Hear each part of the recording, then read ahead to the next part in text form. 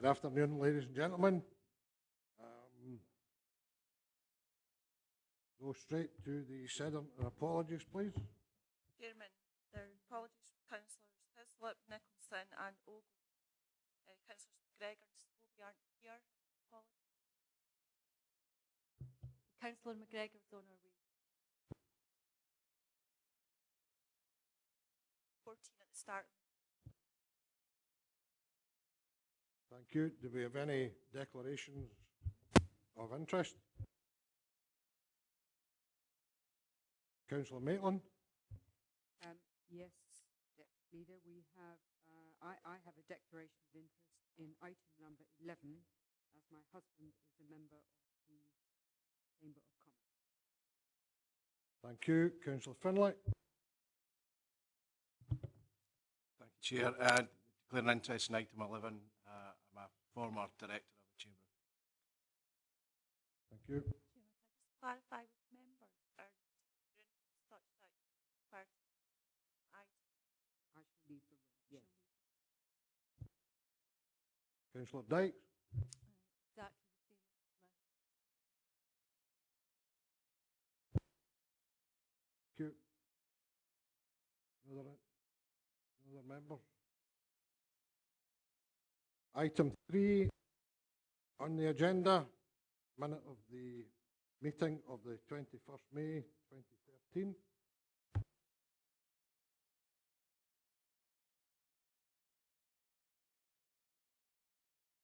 Opposed and second. Thank you. Item 4, Corporate Revenue Outturn Report 2012-13, report by Head of Finance. Thank you, Mr. Garrett. Yes, very briefly, in terms of the outturn report for 12-13, say that position summarised. The item that general balance £6 million for annual planned year, and the main service variances are work and the impact of winter first. In addition, corporate surpluses have been generated primarily in local taxation, collection of debt in 5 years, and loan charges from the start of the year. Additional amounts applied to your winter fund and work recovery fund, which are covered work. More detailed service.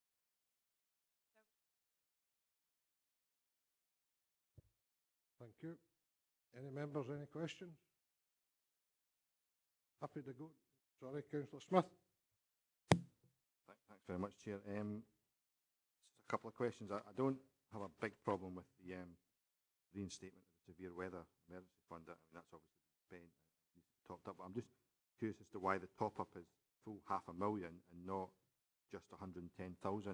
There's another budget line within DG First that there's an overspend in one budget line, then it's subsidised effectively if there's an underspend in another budget line. I think we've seen that previously in terms of home care, etc.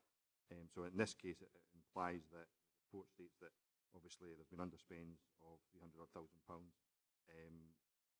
Therefore, the shortfall is about £110,000 if you wanted to top up from DG First resources to get to the £500,000. So I'm just wondering why we're topping that up by the full £500,000 and not dealing with it in the same way we deal with any other budget line within DG First.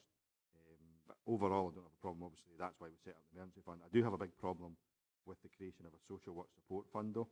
There are obviously serious issues within social work that continue. If you look at social work papers in the meeting this morning, these problems continue. There are budget pressures there, and there are obviously demands for what we now define, because this committee took that decision, change fund issues as well. But we seem to be trying to treat social work differently from every other department by creating a separate fund for social work. Why is social work not being treated the same way as every other department? And if they have budget pressures, then we need to look at having additional support within our budget pressure funds. And if they have bids that they wish to make to the change fund, then they should make bids to the change fund. We shouldn't simply give them £1 million cheque and say, go off and do what you like with it, and report that back to whatever committee. They should have to go through the same process that every other department has. So I have a real problem with the Social Work Support Fund, and I really can't at this stage support that, because I just think we've set up procedures elsewhere, whether we agree with the procedures or not, and we didn't agree with the change fund, but set that up. And I think social work should have to go through that same process and be scrutinised in the same way that every other department has. I mean, what concerned me about the papers that went to social work today also was that there are no service reviews as part of the budget setting process for next year contained within social services either. It seems to be still trying to clear up the mess from previous years. Every other department is going through service reviews with a view towards finding savings and changing the way in which the service is allocated. But social work is just really, with all due respect, clearing up this mess. So I've got a real problem with the Social Work Support Fund. In terms of a couple of other issues, the DG1 fund as well, I noticed that we spent £496,000 and we're being asked effectively to top that up by another £500,000.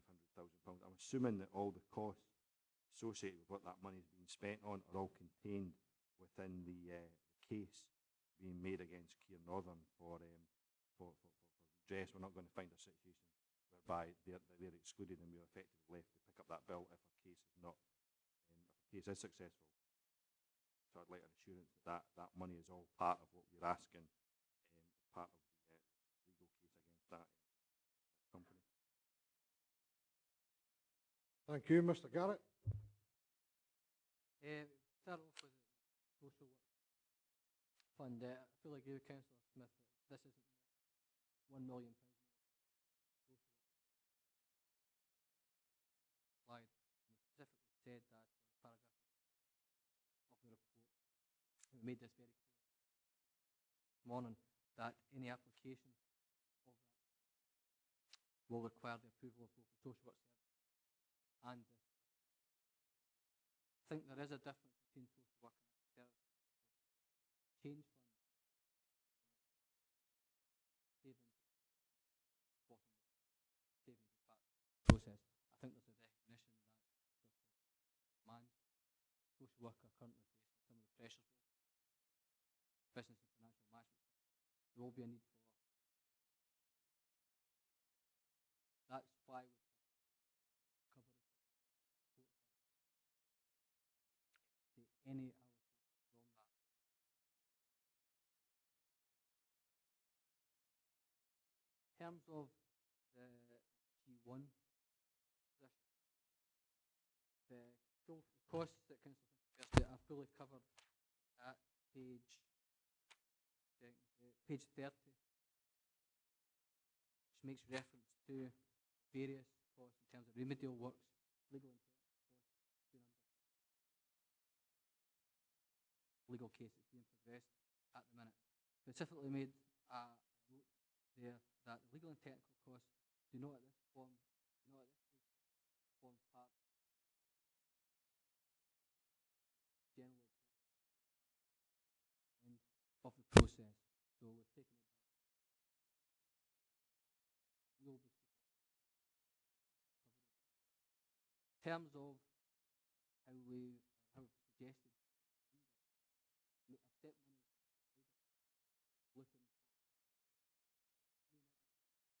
for all the costs, and also maybe a try to kind of prudent estimate, but at the same time not overdo it, impact on the monies available. So maybe just finish off with it.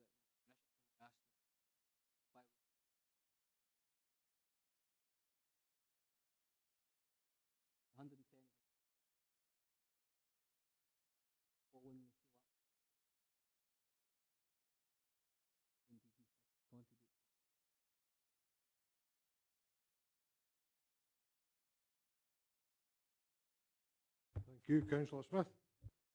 I still do not agree in terms of the social work funding it, and I'll tell you one of the reasons why not. It was implied that it was slightly different from other departments because it wasn't really about finding savings in the long term, although it is, I think. But if you think back to the bid that was made for welfare reform, That wasn't about finding savings, that was about managing additional pressures and costs on the council. So it wasn't finding overall savings within that department's budget. It was actually about trying to meet a new major challenge facing the council. And I don't see the difference between the bid by Customer and Community Services for welfare reform funding and the social work department making a similar bid for funding to reduce their overall cost. There's absolutely no difference in my view, and I think that they should have to go through the same process of bidding in for that funds that every other department has to do. I don't actually even understand why, if you're saying that they have to be scrutinised by both social work and this committee, why we're even bothering to ring fence the £1 million in that way, and it shouldn't just be dealt with in the same way. Every penny above the 2% reserves goes into the change fund, and why are we actually treating this differently? Because we don't even know if it's going to come to £1 million. You know, it just seems we just keep to create lots and lots of little pots every now and again. And if you look at the appendices, there's God knows how many pots now, and this is just yet another one. I just think they should have to go through the same process that every other department has to go through as well. And they need to bring their budget under control in exactly the same manner. And we should have to consider it as a bid, having set up the change fund. We should have to consider it as a bid to the change fund like every other department. Mr. Garrett? Thank you. Yeah, I can understand a number of points that I think there is a bit different at the minute in terms of some of the specific cases. We'll go through, I understand the argument, because it will go through very much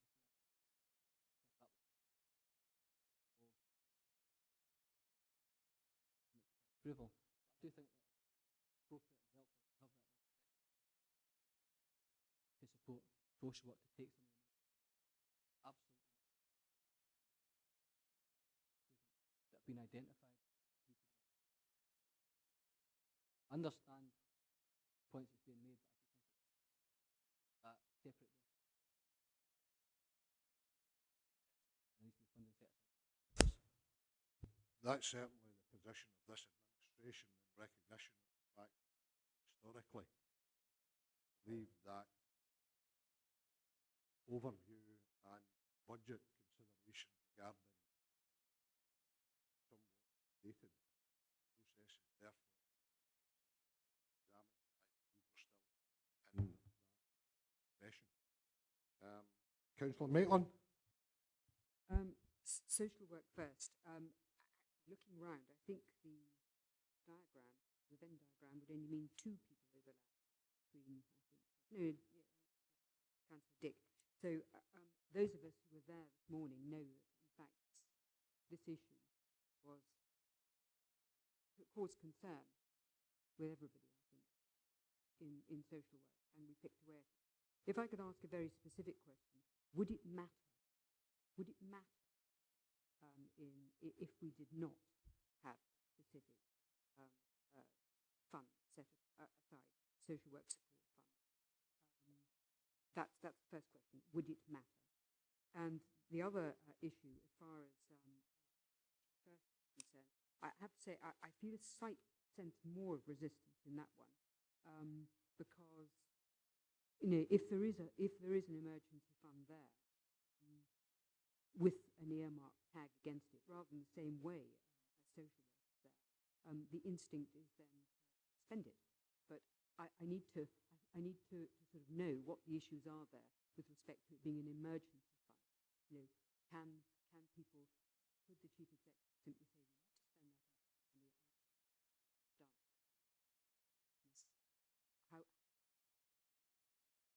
Mr. Garrett? In terms of how will it matter, I think I'm understanding the question correctly, that you're still wanting £1 million aside, added to the cost rather than having it. I think obviously the key issue is at the moment. I do think it's separate, but I'm not saying that you couldn't have it ring fenced or allocated within the change fund, but I think it is. Particularly in terms of one of the things that that there's a lot of demand where they come from to change things, to improve things, money there to be invested to support those. I think that's part of it, making sure that the social workers understand where good ideas invest, make sure. My preference terms of the DG winter emergency, I've actually already had discussions the new year. Well aware this is only to be and this committee for the application managing the procedure. Obviously that emergency that needs to be responded to, there was significant expenditure. That was it. There is specific requirements for the further incident.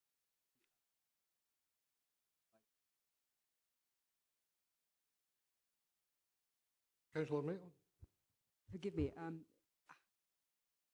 There is, but there is no reason, apart from sending out a signal that we are ready and willing to support change.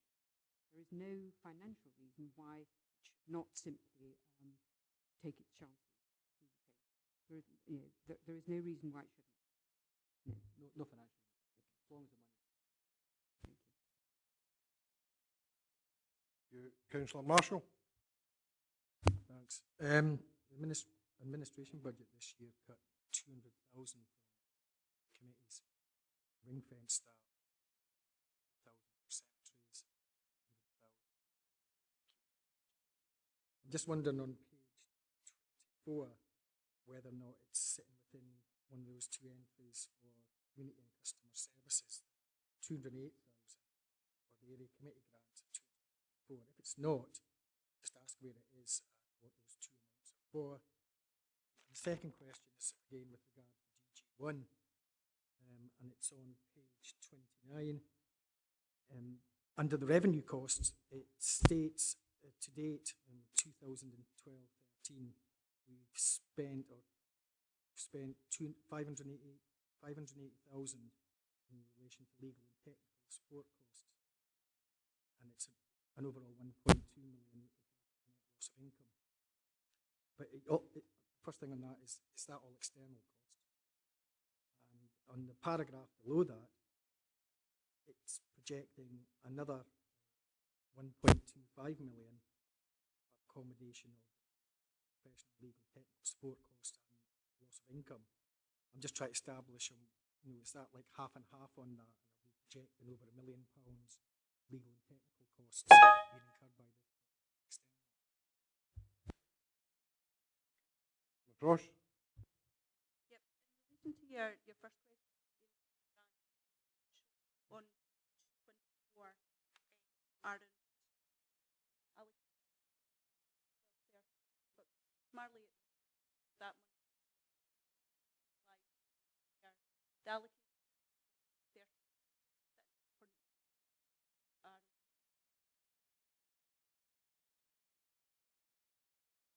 Garrett? Yes, in terms of the one cost that Councillor Marshall referred to, maybe better referring to the table at page 2. The £580,000, that's legal and technical costs. My understanding is they are fully. The 1.2 million is effectively the addition of the 600,000 still to be spent, plus also the estimated net income loss. So that's half of that one. Understand.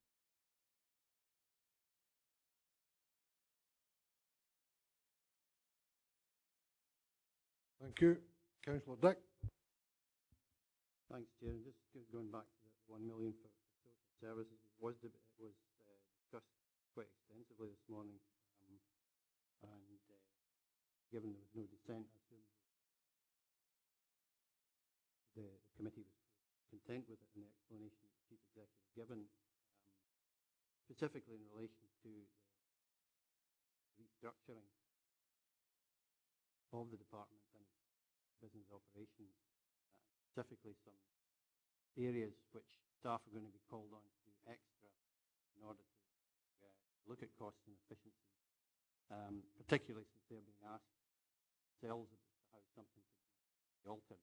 But it was quite clear that start taking frontline staff out, go and effect the changes, particularly in relation to assessment, which has been probably neglected to the extent that it ought to have been care packages put in place and never looked at again and continued at a level that's basically unsustainable and in some cases not needed anymore.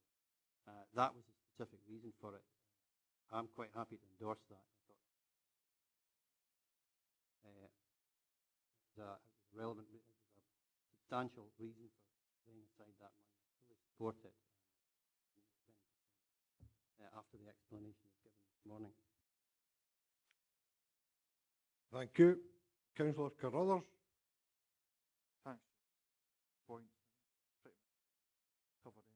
We've got one slight expansion, one support, certainly the £1 million for the social work.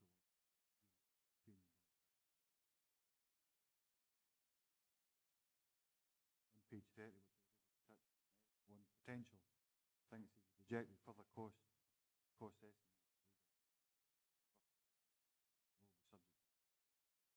Compared to the amount we can claw back, I thought it was rather what point line short of 3.75 million, 1.2 million to try and draw that money. I thought it was a rather high. Thank you. Mr. Garrett. I think say that the amount claimed specifically excludes legal and technical costs at the stage, but we will be including those at the of the case. My understanding is how it usually works is that legal and technical costs come into the claim at the end. It's not a case that we will not recover those. Thank you. Mr. Haswell. Just to explain to them, the saying is costs follow success. We're successful in the action. All of the court may mitigate against that because the ways of working it's quite normal for you to take your legal costs forward and not have them as part of the initial claim. Law recognises that you will add costs to your claim at the conclusion of the case.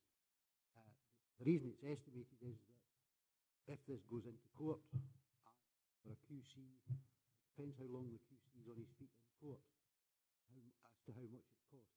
But that is covered. It is external advice that we got, just reverting to Councillor Marshall's point. The external advice was very technical.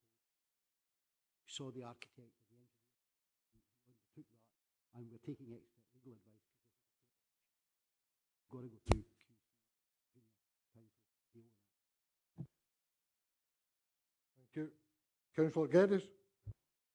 Thanks very much, sir. I may say for the record that I agree entirely with Mr. Haswell's sentiments, but that's not the point I wanted in on. I would like to go back to the issue of the fund for social work. And let me say at this stage that, I'm by no means without sympathy for the comments that Councillor Smith has already made.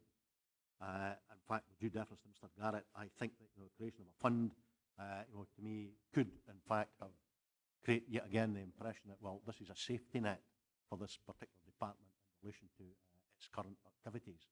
And as far as I'm concerned, Deputy Leader, the time is long past when this particular, by which this particular service should be subject to the same rigours and the same regimen as all other services of the council. And maybe it would just give something of a reality check if they were to bid into the change fund, like the way CCS and various other departments have on occasions, to get their funding and their resourcing, rather than to see, in fact, a pot set aside for them.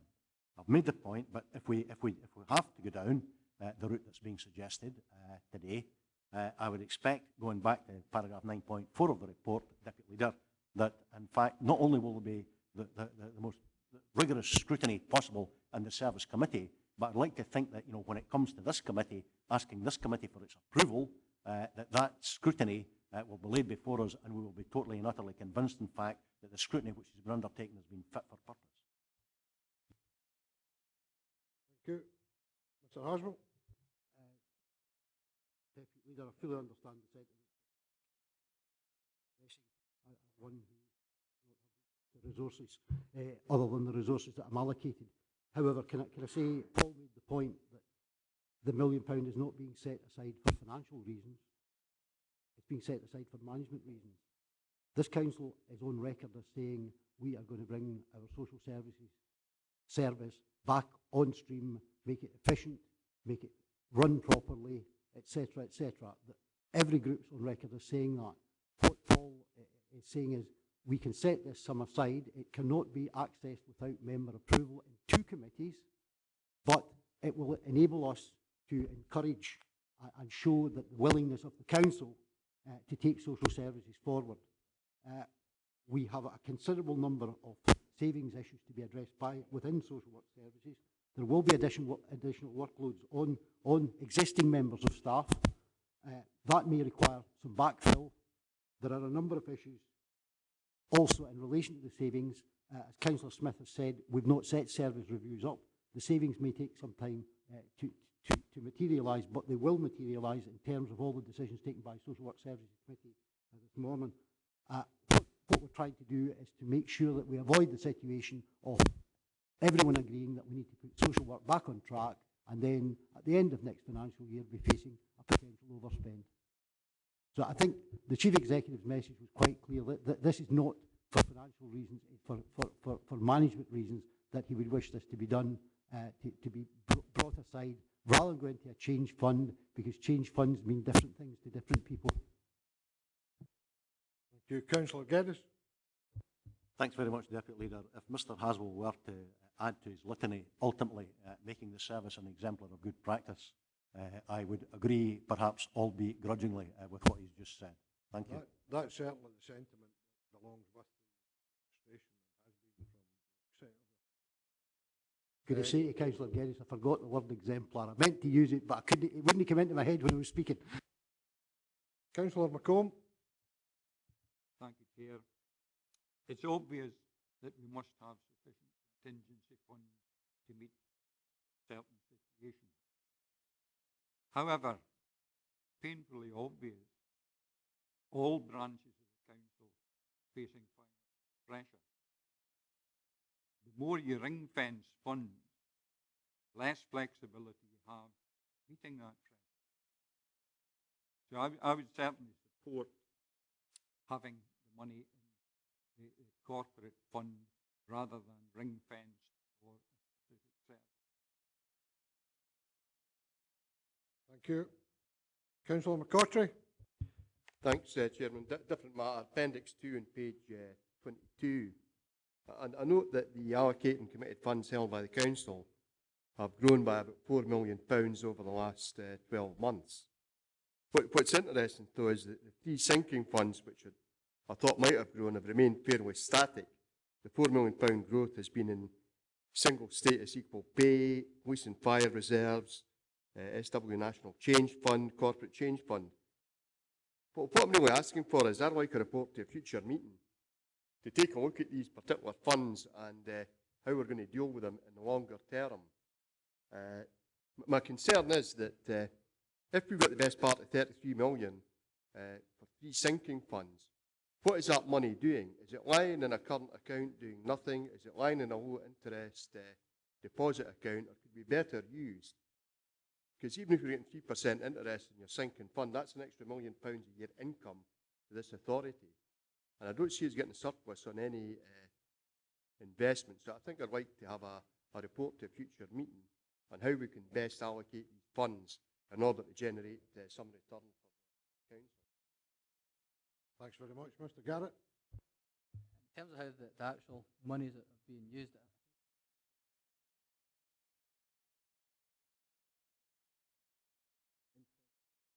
that's something that obviously with Andy.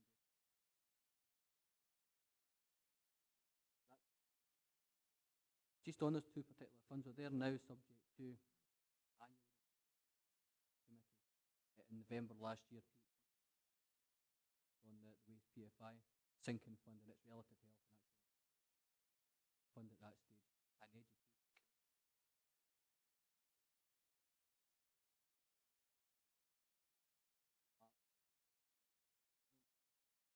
So the relevant service committees are getting those monies are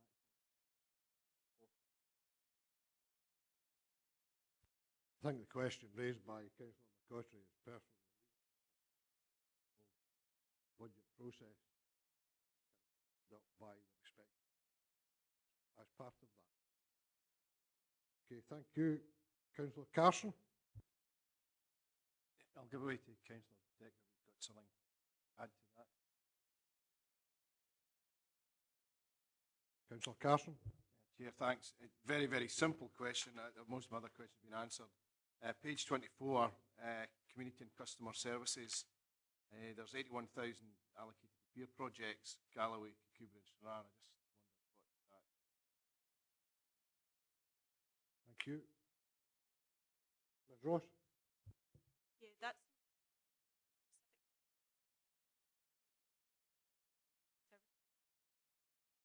they are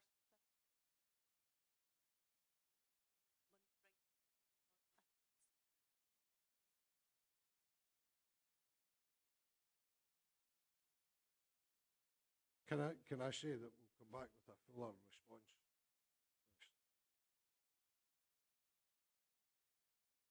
Councillor Dick. I just kind of like to acknowledge the overriding thing about the support is we've maintained our balance. Well, being able to set aside. That needs to be acknowledged from the finance department. Thank you. No other member has indicated question. Can we go to the recommendations? 2.1, note that unallocated general fund balances as at 31st March 2013 are 7.6 million, equating to 2% of annual planning expenditure. Thank you. 2.2, agree to apply funding to support the following.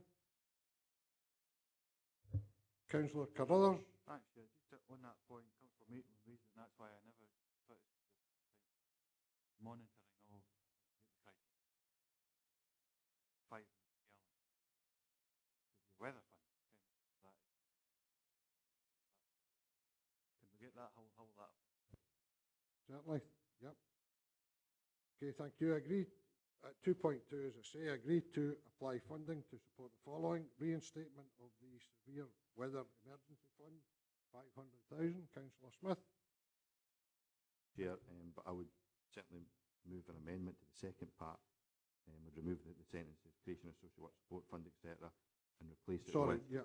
Can I come back to you? You certainly can, yeah. So can we agree the reinstatement of the Severe Weather Emergency Fund? Yes. Thank you. Councillor Smith.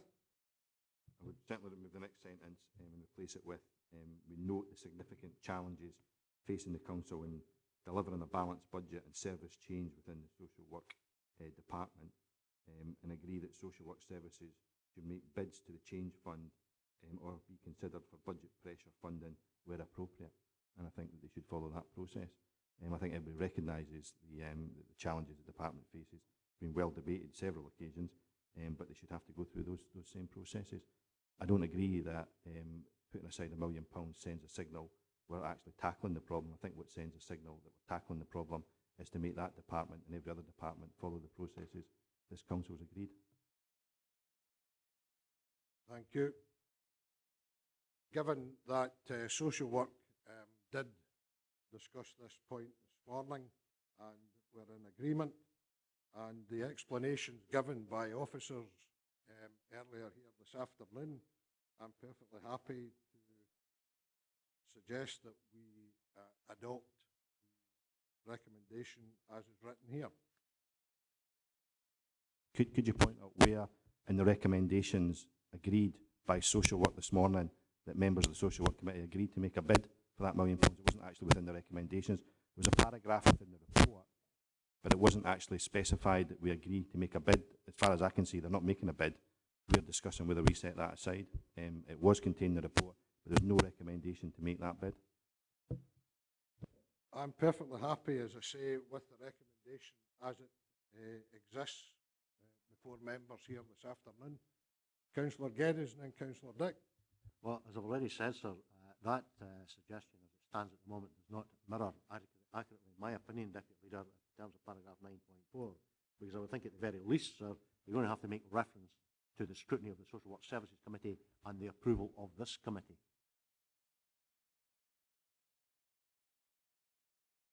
Councillor Dick. Just a second, you're on the right. Thank you. Councillor Geddes.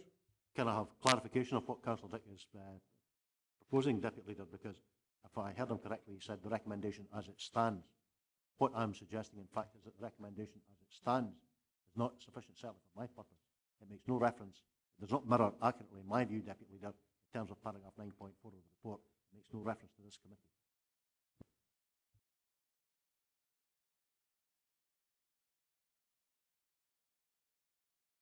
Sorry, to add into the recommendation on the second line, after Social Work Services Committee and P&R Committee. Yeah. I would prefer, I'd be happier actually to see scrutiny of the Social Work Services Committee and scrutiny by an appropriate scrutiny by the Policy and Resources Committee. Forgive me, I don't want to create the impression that we're both saying the same thing, Yeah. Councillor Geddes, yeah. Thank you. I'm quite happy with scrutiny at the P&R Committee. Thanks very much, sir. Thank you. Scrutiny and approval. Yeah. We have criteria for the change fund. Can you tell me what the criteria is for this? Is it different from the change fund? I mean, we don't seem to have any criteria for this new pot of money. I'd say insofar as scrutiny is concerned, all members are aware of the definition of that scrutiny and how it's exercised. Chair, what I asked was what was the actual criteria for this £1 million? We have very clear criteria, and this committee actually debated it quite a lot period of time, that we wanted very clear criteria for how the change fund would be used. What's the criteria for this £1 million? Just whatever we think at the time. If I can ask Mr. Garrett to clarify the statement we already made here. Garrett. Summarise that paragraph for the source of funding to support measures specifically aimed at returning the social work budget to a sustainable position. Amounts will only be released from this funding source to support specific measures. So that's kind of overall summary, but when that report comes back, that summary of the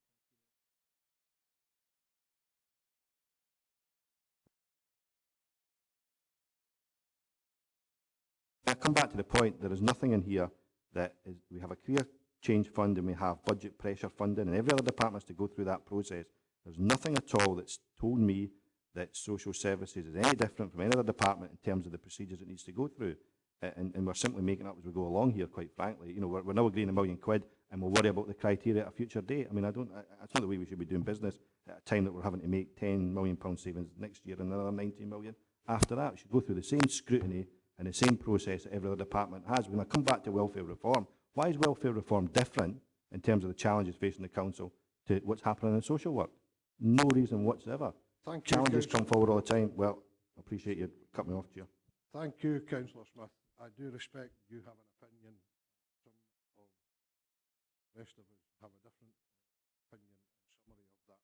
We have a motion and an amendment table. Can I ask Claire? Chairman, there's a motion by Councillor, seconded by Councillor Marshall, whilst you're noting the significant challenges facing the council, particularly social work services. That social work services is required to submit bids to the change fund as normal. The amendment by yourself, Chairman, seconded by Councillor Dick, to works fund of up to £1 million principal, subject to the scrutiny of the social work services and the approval of policy. Members clear in terms. Quite what the motion was, I have to say. The motion, just to be clear, was to note the significant challenges facing the council in delivering a balanced budget within social services and agree that social work services make bids to the change fund or to be considered for budget pressure funding where appropriate. They're two separate issues. Thank you, Councillor Smith. I don't have it written down in front of me. I will proceed to the vote. Chairman, motion amendment. Amendment. Councillor Crothers. Councillor Carson. Amendment. Councillor Dick. Amendment. Councillor Dyke. Geddes. Cooper. Gregor. Maitland. Motion. Marshall. Motion. Cotchy. Motion. Plum. Amendment. Holmes. Motion.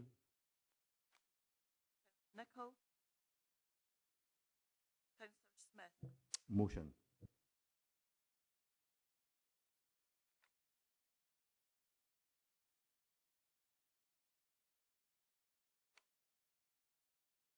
Six votes for motion and 9 for amendment. Amendment carried.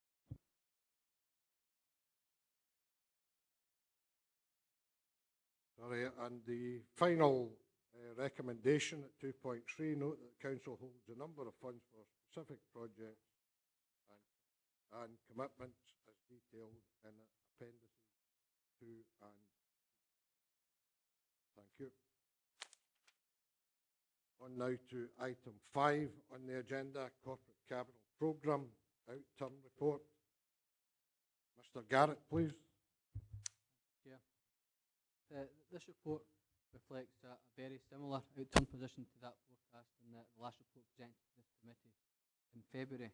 There have been some movements in terms of delay on the Sederunt capital programme, but that's been more than offset through accelerated spending on service maintenance blocks and on the home to school transfer programme. Overall, we've actually seen a slight positive increase in spending and reduction in slippage from the previous position. In addition to providing details on that report, also outlines spending programme which fully utilised the funding available last year. And the report also provides an update on the level of capital receipts generated. Again, was in line with the forecast previously target by £70,000, and that money is now held in council capital investment. That's reflected in the recommendations. Here, I have to answer any questions. Thank you. Any member, any questions? Councillor Smith. It's just concern once again at the level of slippage. And I just clarification, we agreed some time ago sort of criteria that meant that if a project went above a certain time limit or above a certain budget, it would get referred to the scrutiny committee to actually look at. I just wonder if that's actually being implemented in all these projects. But I come back to the main point is that I mean, if you look at the level of these projects, they're not massive projects. I mean, there's no £20 million school there, there's no £50 million leisure centre there. They're actually all relatively modest projects. And what we're doing as a council is that we're actually picking sort of easier projects, if you like, when it comes to this, to try to deal with the fact that we're not very good, frankly, at big capital projects, and we're still getting slippage. So there is something still seriously wrong in terms of the operational implementation of our capital programme, that we're still in modest projects getting such high levels of slippage. And I just think we have to look at that yet again as to how that's been tackled, because report after report we get says, no, there's still a slippage problem. Well, it's not being tackled. And what's going to happen when we do start to build, hopefully, some major projects, if we're getting slippage, and even some of the more smaller projects that frankly should be relatively easy to project manage. Thank you, Councillor Smith. I can't agree again. Back to opinions again, but I can't agree that town game this council and deliver best that can be managed for Mr. Garrett. Thank you. Yeah, I mean, there is still slippage. This report does reflect improvement what we've seen in the past. However, I would fully recognise projects. There are continuing concerns, and that's been working hard on to try and address. Say there's been improvements made to date, particularly as we've now agreed that a revised capital strategy and the creation of capital programmes for the asset classes. So we're looking to ensure that relevant service committees and this committee closely monitors the projects that have been approved through those asset classes to ensure the minimisation of slippage going forward.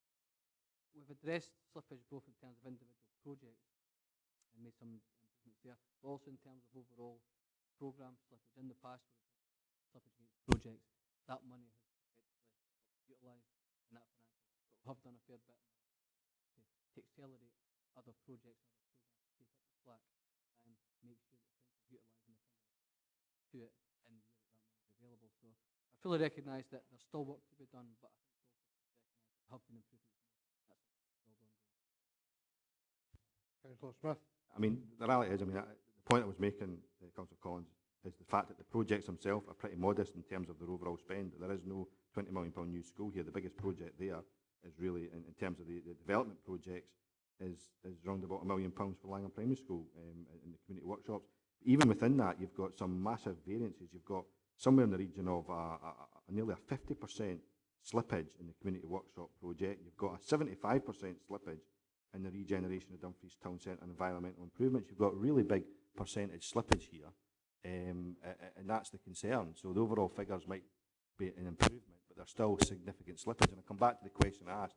The council some time ago agreed a clear policy that when a project went over a certain percentage of slippage, it would be referred to the scrutiny committee to look at the reasons behind that. And I just want to come back to the point again, has that happened in terms of these projects? Thank you. Must admit, Chair, I can go back and check this. I haven't checked the extent to which any of them potentially exceed. Appreciate that there hasn't been anything else. We can go back and have a look at any of them. Thank you. Councillor Dykes. Thank you, Chair. Actually, back and if we are that I've actually got a better performance and reduced slightly. However, I still think it's whether or not select one or two projects actually.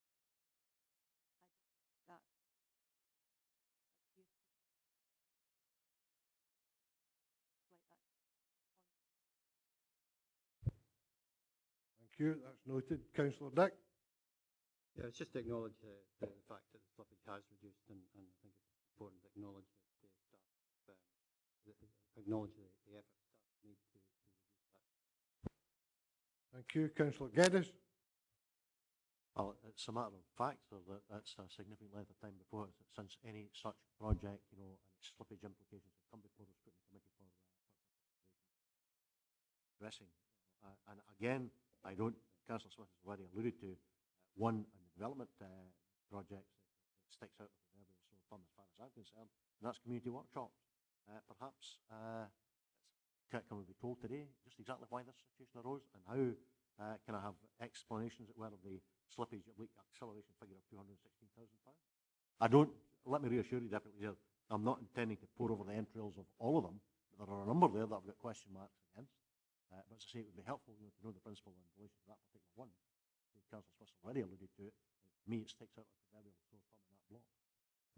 I think, as Mr. Garrett said, he's happy to go back and check what the slippage criteria has been and where these programmes might have come into that criteria. He'll give us that. Any part of your question? Chairman, can I say, I appreciate what Councillor Geddes is saying. I'd much prefer to give members a report on why the slippages occurred, rather than anecdotal information from officers working from memory today. I think the point's well made and well taken. We will bring back forward to the scrutiny committee and indeed the service committee, appropriate service committees, details of where slippage has occurred and the reasons why it has occurred. I think it would be inappropriate to provide members with anecdotal information this afternoon. Councillor Geddes. I would agree in reflection entirely with that, sir, and on that basis I'm well content to wait for the report that Mr. Haswell has alluded to. Thank you. Councillor Marshall. Just taking on board what Alex is saying, is that basically we have a process in place that isn't working. It should be getting used, and it's not being used. So, members are coming here having to ask the information because they're not getting it from any other source. I was going to raise the issue with regards to this. I was going to just the issue with point. It's in the same point. Point of order, Councillor Marshall. I'd just like to say that we've been given assurance that we've been given a report that will indicate whether or not there has been slippage and whether or not the criteria and policy has been met. Sorry, but we're actually taking this report today, and there's questions maybe we weren't asked. And the thing I was going to ask is, I know that when we get the normal, and this question's been asked before with regards to whether slippage, there's a narrative. I know this is an outturn report, but surely, there's 4 or 5 here that are between £250,000 and £500,000. And, within an outturn report, surely we should actually have 2 or 3 sentence narrative on each of these so that we won't have to ask these questions. And because the process that's meant to be working isn't working. Thank you. Mr. Garrett. Just in terms of the outturn and the narrative and individual projects, that will come through the relative service committees. In terms of the overall corporate position, as I said at the outset, there's actually very little change from the report presented to the February meeting of this committee. The actual outturns are very much in line with what was expected. But there will be further details coming through the relevant service committees and, as a number of members have alluded to, through the scrutiny committee where that's appropriate in terms of those projects with delivery. Thank you. Councillor McGregor. Thank you. Mine was on the same point that I think the point's been covered down by Mr. Haswell. Certainly 2 or 3 projects on there that I know the reason. But I think that was, and with regard to the size of the project, but I don't think size matters. I think if a project needs done, it doesn't matter whether it's a £20 million project. Thank you. There's no other member indicating a wish to speak, so we'll go to the recommendations. 2.1, net capital spending, and to note that net capital spending in 12-13 of 32.235 million, as noted in Appendix 1, which exceeds the previous spending forecast, reflects the net acceleration of spending on agreed projects. Happy to note. Thank you. 2.2, to note that the net capital receipts of 820,000 generated in 12-13 as detailed in Appendix 2. Happy to note. Thank you. They build in the fact that we have a report on the criteria. I think we probably do this criteria as far as that. It's agreed that there will be a report brought back. That was in the recommendation. Yep.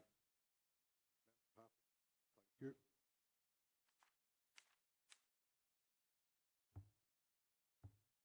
Item 6 on the agenda, Chief Executive Service, final outturn report 12-13. Mr. Haswell, please. Nothing to add to the report. Chairman, there's a net underspend of £51,000, and we've done a couple of minor transfers as shown in Appendix 2. Happy to take. Thank you. Councillor Marshall. Yeah, just on 3.3.1, just the reduction in printing income. I just want to know why. Are we using external printers now, or has there been a lack of demand for service? Haswell. No, we're not using external printers. Only where absolutely necessary. We use our own print unit. We've altered the methodology adopted. The print unit previously worked from a trading account. We've reduced, moved away from trading accounts. What we have now is actual costs incurred by the print unit. There are savings being made in other services as a consequence of doing that. But this will be addressed in the budget going forward. Basically because when we moved from the trading account, we put in a figure, and that figure was artificial. Councillor Marshall. Just to come back on that, though, it says a reduction in the printing income. It seems to suggest that there's less in income than previous years. The printers are no longer charging departments for doing printing for them. That's what was happening. Print unit was charging and adding on costs, and there was all sorts of added costs on. So if social services wanted something printed, they paid the print department for the privilege of doing it. Now what they pay is cost. And we absorb the cost centrally of the actual printers and the materials used.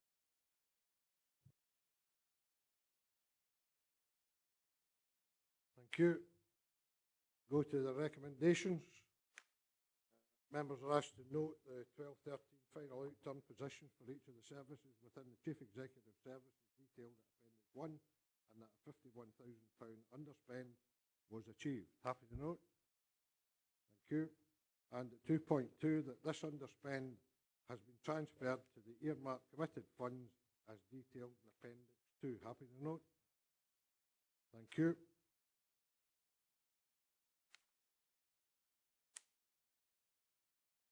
Item 7 on the agenda, Community and Customer Services Revenue Budget Outturn Report for the year to 31st March 13. Mr. Tracy, thank you. Thanks, Chair. I think report's probably self-explanatory, just to draw members' attention to the 340k underspend achieved 1213, and that 300k, 203 of that has been released. The restatement one reserve explained. The remainder has gone earmarked.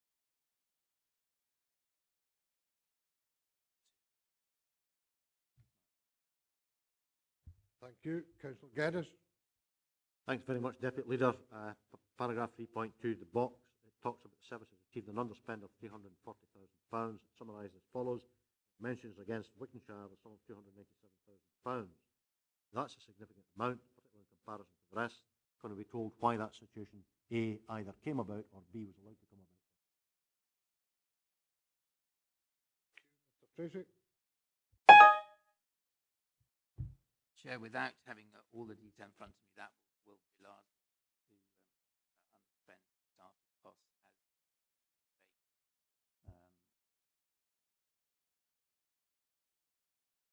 a vacant point in time. Challenging year in management, but important to match management.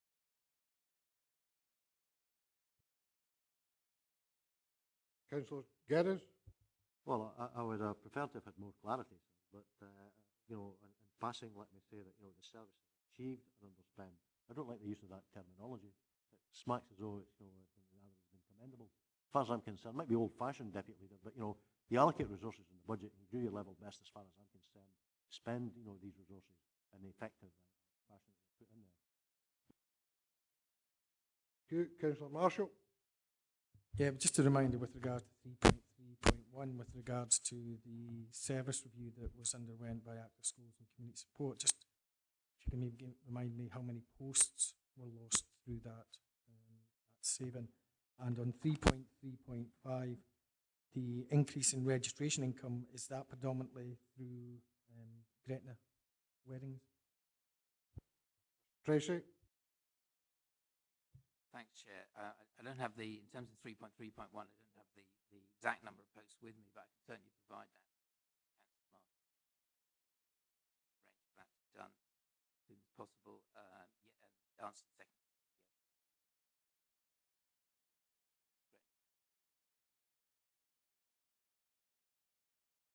Thank you. Councillor Carruthers. Thanks, Chair. It was the same point as what Councillor Geddes said. The information not yet like that across all 4 areas. Thank you. Councillor Carson. Just to add weight to what we've said before, considering Stuart actually had a reduction in the budget, still achieved the spend. Thank you. Councillor Maitland. While you're doing that, could we possibly look at just simply the levels of budget? I mean, I think it needs a bit more explanation, because if you look at Appendix 1, it's unnumbered. But if you look at the budgets there and the different sizes of budget, I think we might have to have a little bit of explanation about what's been going on. There's obviously some transfer of budget been going on with Nithsdale, and you compare Sturtry's budget of 1.7 million with Wigtonshires at 3.6, and there's clearly an issue there. So I think we need to have a little bit more explanation about what that's about. Mr. Tracy.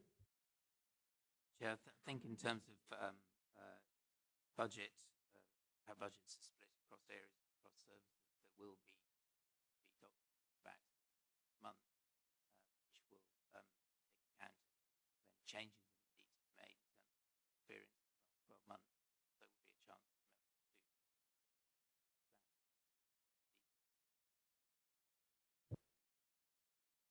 Thank you. Councillor Geddes. Clarity, if I may, Deputy Leader, is Councillor Maitland doing an Oliver Twist and asking for more? If that's the case, I regret having raised the matter. Thank you. Councillor Carruthers. Thanks. Yeah, if it's coming to us in the form of the ABV, this is the past. I would still like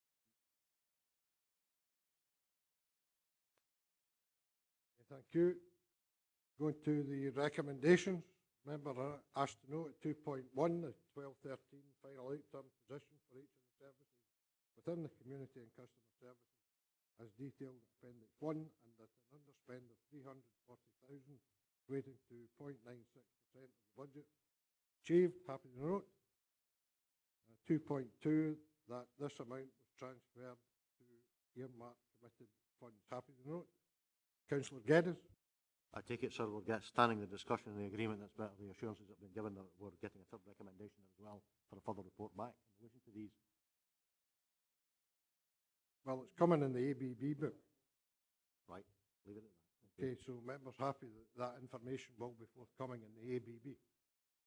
Thanks very much.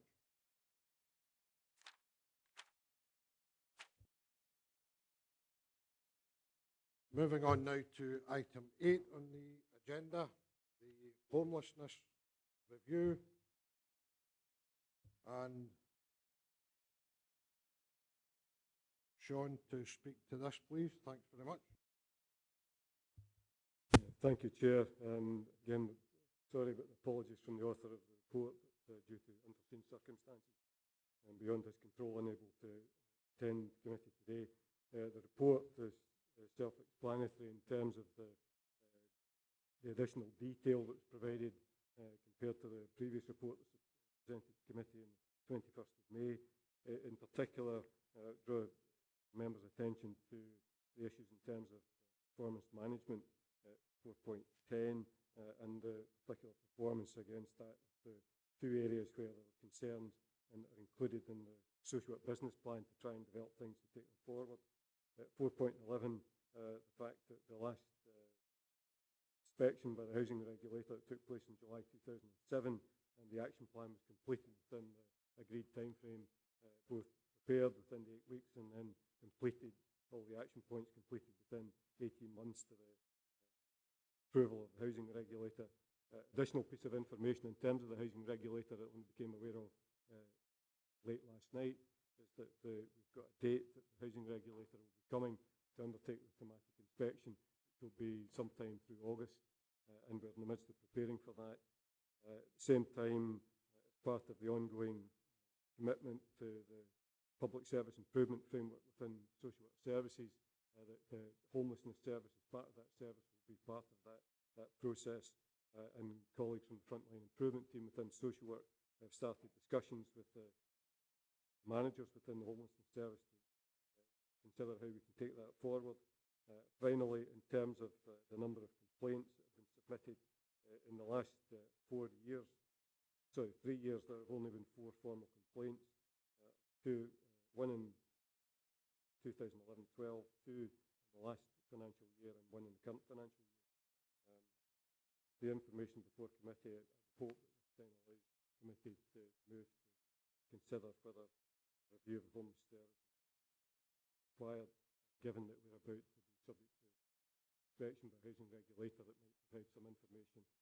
We're going to go through the public service improvement framework process with colleagues that may also inform how we have to continue to improve our service, and the fact that the variance that's experienced in last year will be addressed within the activity-based budget report that will go before services. Thank you. Councillor Dick. Thanks, Chair. It was Wigton Area Committee asked for this, and I note the Policy and Resources Committee. I would say that it is appropriate for view of the homeless service provision be undertaken, but in view of the morning's decision at Social Services Committee, where we reviewed the fundamental financial structure review of the department, we certainly need to review it. But in addition to that, view of the housing review coming forward on the housing service, I suggest that what we do is remit the review to the ad hoc subcommittee and the delegation. More appropriate view of what you cited. Thank you. Councillor Marshall.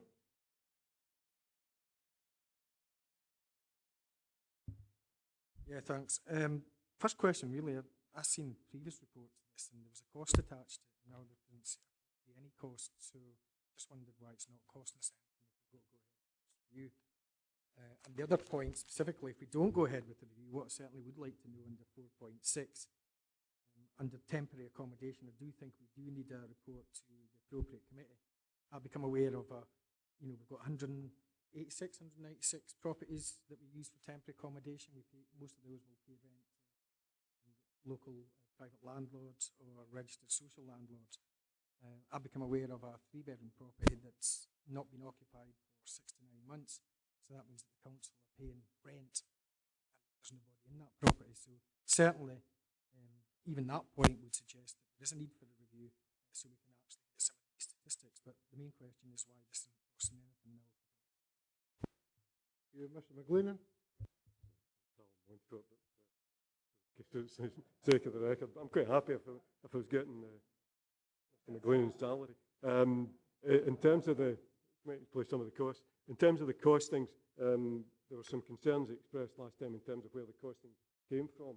I think we haven't included a detail of the costing because it would depend on the depth of any review that was decided. That would depend then on whether we had to we could release staff we have currently in place, or whether we'd have to, having listened to the previous discussion around the change fund, etc., look to see whether we had to make fit for that. But depend on the depth of the review. And certainly, I would say that one of the issues is about in terms of feedback we get from the regulator in terms of their satisfaction or otherwise with where we are in terms of homeless service might inform that. Councillor Marshall? Yeah, just to come back though, that in 2.2 we've been asked to to agree if a review should be undertaken. So surely we should have the total costings of that, for the fullness of reporting before we take a decision. Thank you. Councillor McGregor? Thank you very much, Chair. Back. We have this May, and we weren't happy what the depth. What we also noticed, we weren't happy that the report offer was unavailable. Just here we are again today. The report's offer not available. Some unable to answer the questions now asked. And I'd just like that to be noted because we did say at the last committee that we expect the report. That's I think there's probably some merit in it going to the ad hoc subcommittee, given that we're looking at the function of social work at the moment and where things are going to sit. That particular ad hoc subcommittee would do well to look at where this would best be structured going forward. But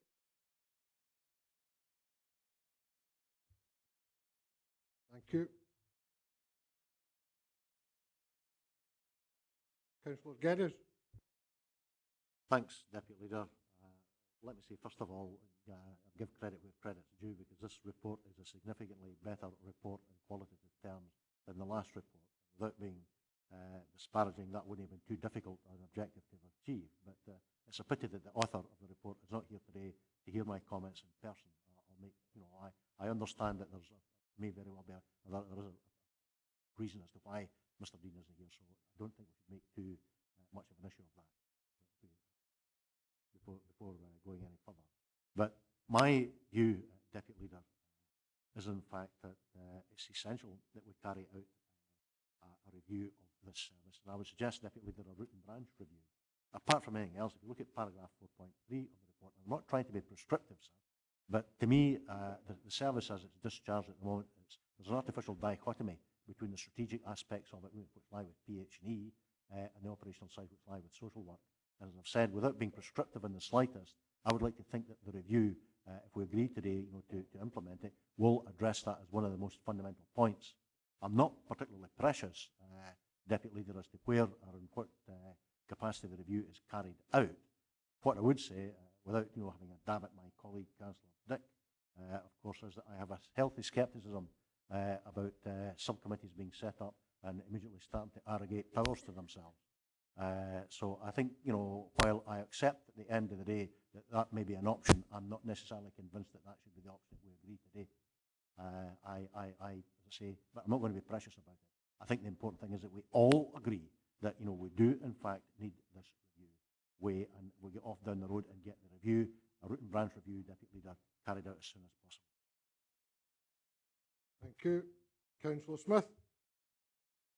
I mean, I think the report is certainly significantly better than the last report in terms of information advice. What I'm a bit lost on, however, is actually why members in Wiggisher are asking for a review. I've still not really, I have no idea what the answer is. I mean, people are saying we should have a review. Fine. Well, why?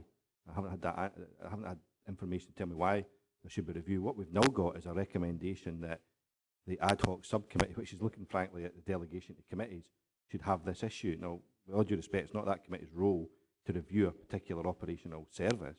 It might be that committee's role to look at where the decision-making power lies over homelessness, whether it should be with PH&E or whether it should be with social services. But that's very different from reviewing the delivery of a service on the ground.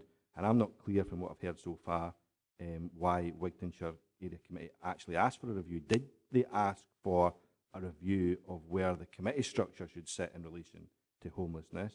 And if that's the case, then obviously that's it. That could go to the ad hoc subcommittee. Or was it a review of the delivery of the service on the ground?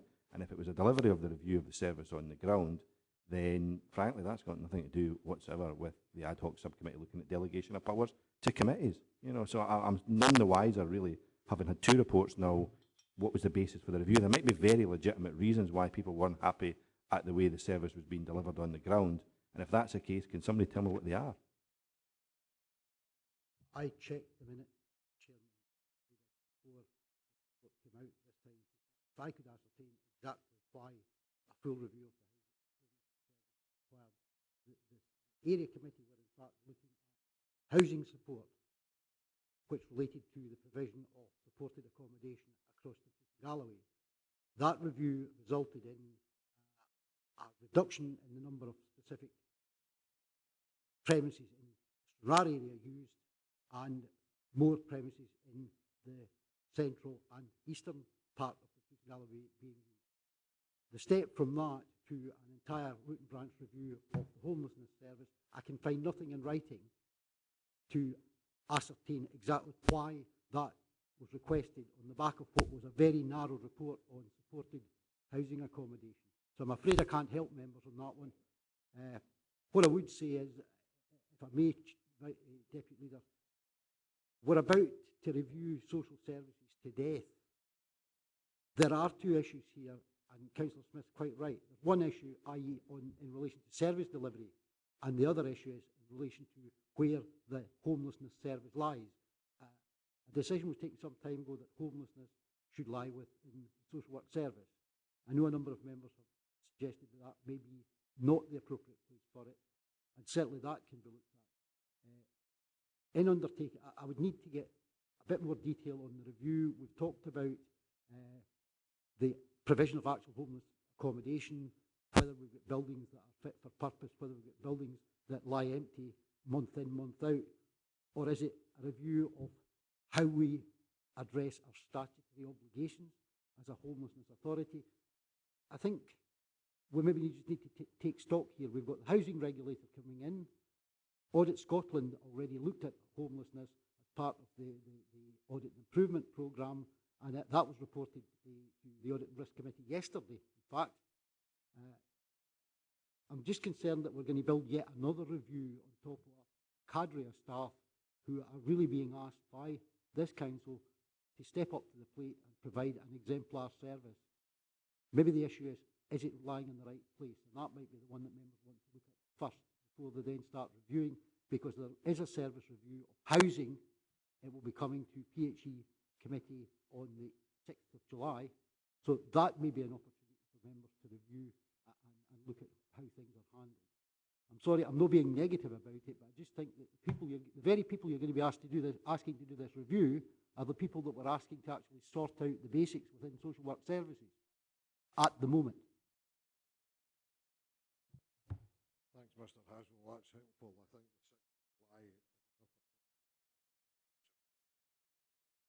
Councillor Geddes. Well, let me say, sir, in an effort to be helpful to Mr. Haswell and without being disrespectful slightest to an absent colleague, Yes, I accept that in certain quarters, the attitude may have been taken that this was an issue which arose out of, supported housing or shut provision. That was the trigger, say, for concerns and discussions at the committee, a much wider issue. And to respond to Councillor Smith's point, the committee's decision, as far as I'm concerned, was to review the way that the existing service is delivered at the moment on the ground. Now, my view, if you're going to do that comprehensively, definitely does, sort of future structure and the issue of, as I've already mentioned, that to me, the artificial dichotomy that's mentioned in 4.3 of the report should form, in my opinion, part of that report. But say, Councillor Smith's been a bit more forthright than I was earlier. But I agree with him entirely for the record. I don't think that it's appropriate at this moment in time we take a decision today to say that the ad hoc subcommittee will arrogate powers to itself to discharge such a remit. And I am opposed to that. And I'll leave it at that at this moment in time. Councillor Smith. Councillor Lever. I remember the report that Alex refers to coming, I think, was it the Housing Subcommittee, about the provision of homeless accommodation. Little concerned about its background. Had been going back in the and I think the outcome was that there was over-provision of Western being what was why we've been asked to do a review on this. And I know the regulator is going to come carry out the themed inspection in August. Picked up the order correctly. So I think it is a bit premature, given that they're going to do an inspection in August. I don't know what the range of that is. Perhaps it might be commit ourselves to carrying out a full review. Just looking through the performance indicators, all of these are based on percentages. What I don't know from these is how many people presenting as homeless at any one particular time. Is that going down or not? And I know that North Ayrshire's Council's Housing Services team actually came to the Housing Subcommittee next week. How you prevent people presenting homelessness in the first place. They actually won the top title of the Scottish Awards of Business Excellence as far as reduction in the number of people presenting as homeless in there, 53.4% over the last 5 years, opposed to 24%. Basis of statutory performance indicators, which were presented here, I don't know what's happening locally. We do need to go back and look at that before we make any decisions. I do think it's premature. We are going to have an inspection of the regulator launching scale at the moment, given the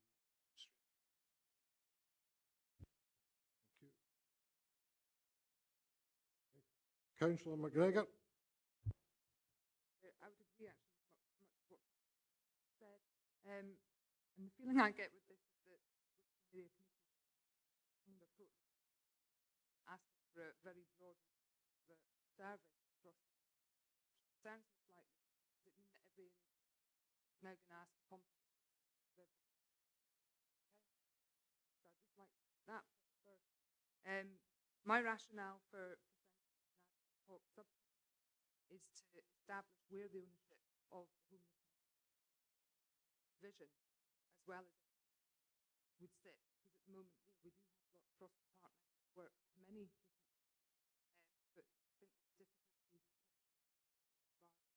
work and nobody having absolute ownership of that. It's about the ownership of it rather than the actual.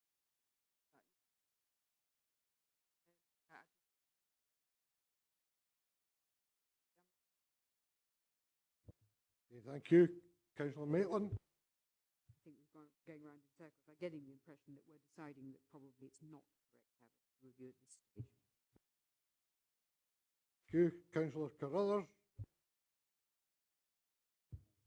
Thanks. I would agree with the last statement. Tyler, I think maybe we should put it back. One thing is I'd like to see, I've took a note on the housing regulator. Is there any member involvement? And that will then lead to some point when it does start to come back. I think it's potential reviews undertaken. Not right at this moment. After that point in time, maybe member involvement would be appreciated. Had we been alert to the exact date of the regulator coming before this was drafted, I can assure you the recommendation would have been that any decision in terms of the review should be put back until we feedback from the regulator. So that would come in. Mr. Haswell? There will be an input from the regulator. Will be looking at the operational issues, but they also will always interview. Councillor Dick? Thanks, Chair. Fully accept what Mr. Haswell was saying about the allocation of staff. If I could just explain the rationale for this. As I recall, the Wicton Area Committee, yes, this was brought up on the back of a housing support discussion, not necessarily appropriate, and hark back to a decision made in October that hadn't been forthcoming. Now, in order to be helpful, what I thought was, yes, do a review, but not now, because of the reasons I've given. Housing review, and there's the structural review and fundamental review this morning. I'd no intention of remitting it to the ad hoc subcommittees and the delegation to do the review or have any power over it, but simply to actually decide where such a review should be allocated at a strategic level or whatever, and when that was everything I said. So I would stand on that, rather than just actually not agree to have a review, that it's passed to that subcommittee with that express purpose, with no decision on the review itself, or no power to actually review it, simply to Thank you. Councillor Geddes? Can I say, sir, I find that clarification helpful, and I would have no problems with that. I think it's important that we do agree on this. Thank you. Councillor Dykes? I think we are correct. We did have a number of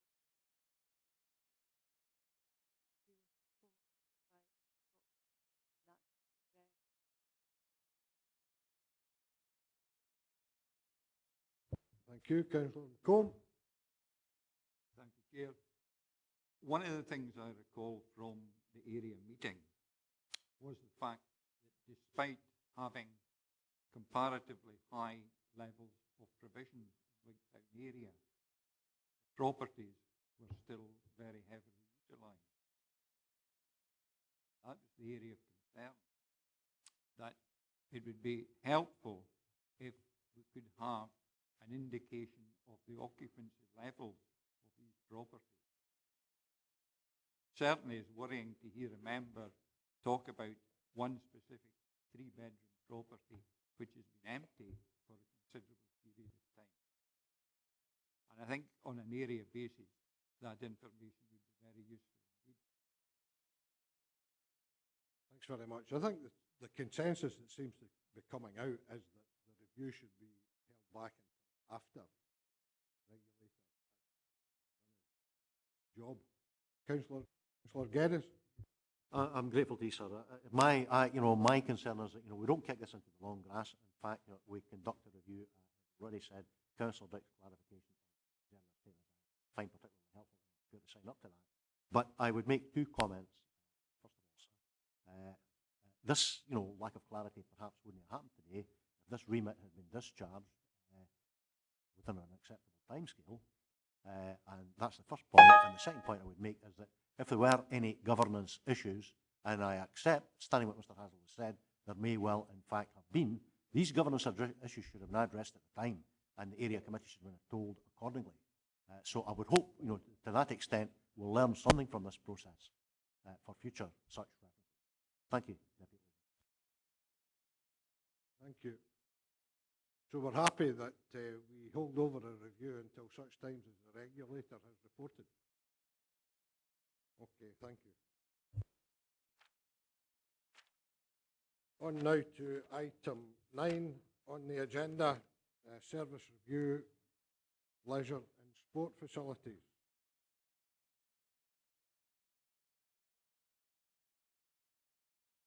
Thank you, Chair.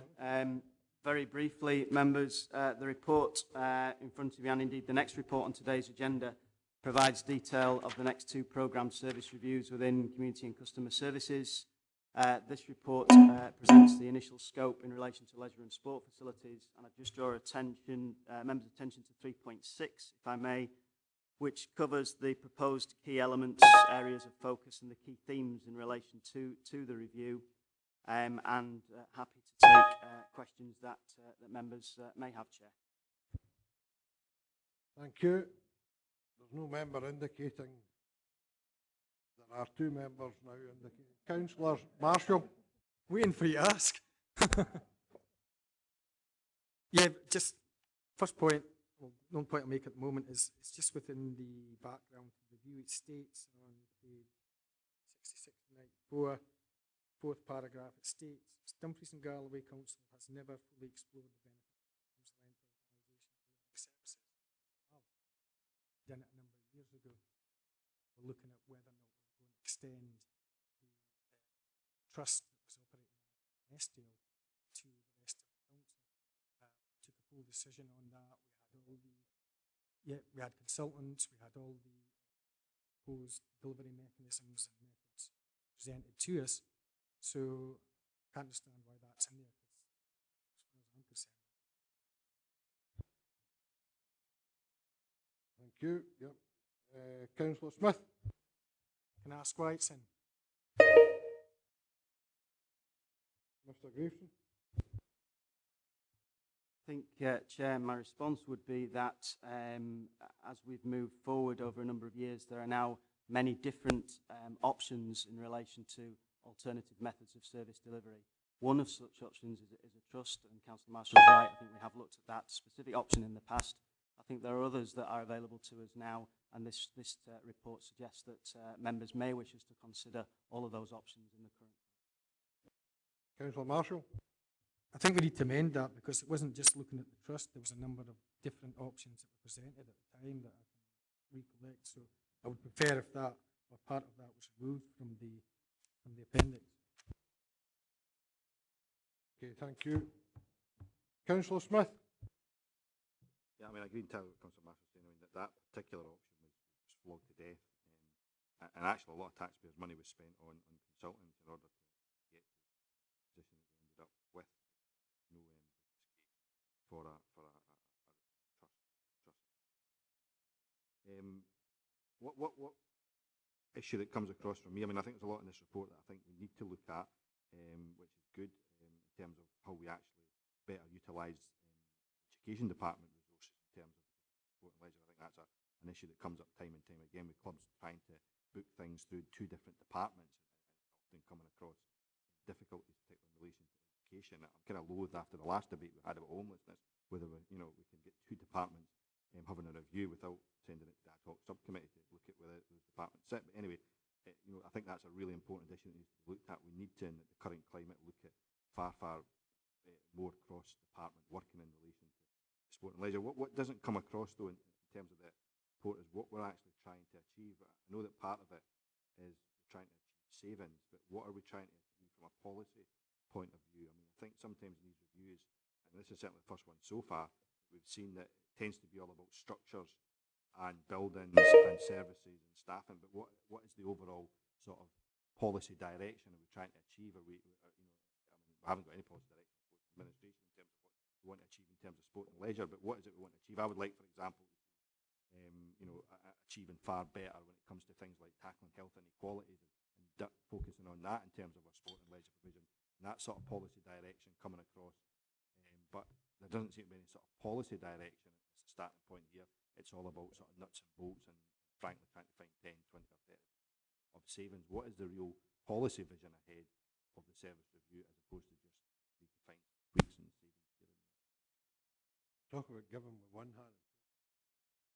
And so far as the administration's concerned, the policy is very much about making best use of their services, not least from the point of view of health, but also from the point of view of the best rational use of the properties that we have and how best to bring them about and how best to provide the widest base of activity and benefit that the residents of Dumfries and Galloway can accrue off the back of that. And And that's where incorporation, better incorporation of the use of the schools, estate, as well to enhance the provision and make it a far more joined up service than hitherto has been the case. How we bring all of those things together, basically the strategy and the policy being pursued by the administration. Councillor McCautry. Thank you, Chairman. I think I would reiterate what Councillor Marshall says, because I can recall at the time when Annandale and Estill District Council had actually started the process of transferring our leisure and sport into a trust. This council, when it evolved, looked at it, actually looked at the whole wide region, concluded it wasn't worthwhile doing, but allowed the Annandale and Estill one to go through. Subsequent to that, the leisure and recreation side, if you like, on the cultural side, was merged with education with a view to try and get best use of school facilities, and also to ensure that costings for the hire of football pitches was the same, both at school level and general use. Then when the departments split, they went their own way again. There was no correlation. So one thing that should be done is to leave education, purely concentrate on education, and then after, say, 6 o'clock at night and weekends, the facilities we've got there, not just the outdoor facilities, but indoor facilities, could be maximised for use by the community, and particularly in the rural areas, that would be a definite benefit. But talking here about examining a sports trust, if you go to the previous paragraph, where it tells you there, clearly we're not delivering services as efficiently as others. Before we even think about transferring anything out of this council, we should make sure it's fit for purpose, because it clearly is not at the moment, according to this report. And all you're going to do is, if you transfer the existing service out as it is, we'll end up with another Annandale and Estill debacle, where the council in a number of years will have to come and take it back again. And I really think that we need to examine why we're failing, and if the new committee gets up and running, perhaps that should be the first purpose, to take a look at the entire setup within this department and how it operates. And if we're not hitting certain benchmarks, particularly I would ask the chairman of the scrutiny committee if we should be taking a look at this and find out why we're underperforming against other authorities. To suggest that it's because they've got arm-length companies and we're under council control is the cause, I don't think that is true, and I think that's why it requires further scrutiny by the new committee and possibly the scrutiny committee. Thank you. Councillor Carruthers. Thank you, Chair. Touch on some of the points you made. I had picked up on myself just the loan in the bank.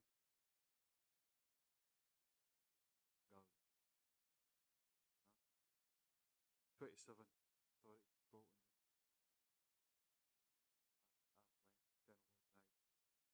The only question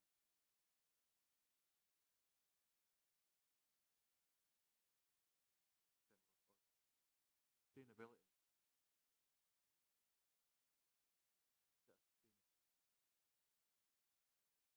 Regards to potential legislation that might change or come forward.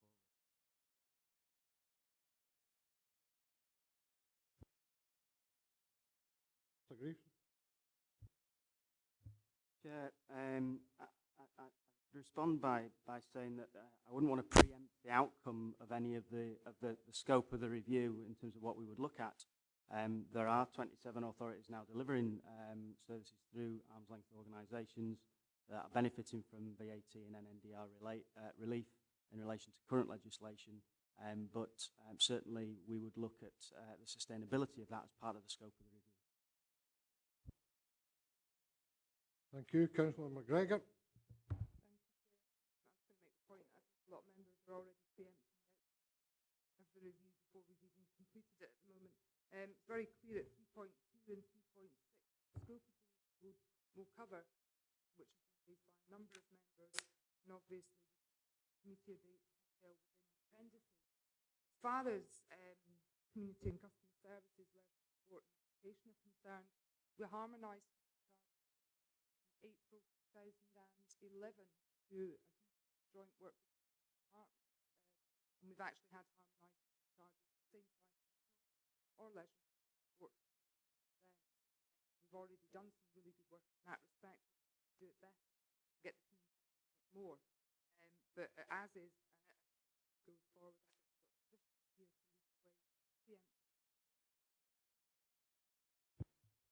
Thank you. Councillor Carson. Just in the back of that, I don't know why we're sitting debating some of these things.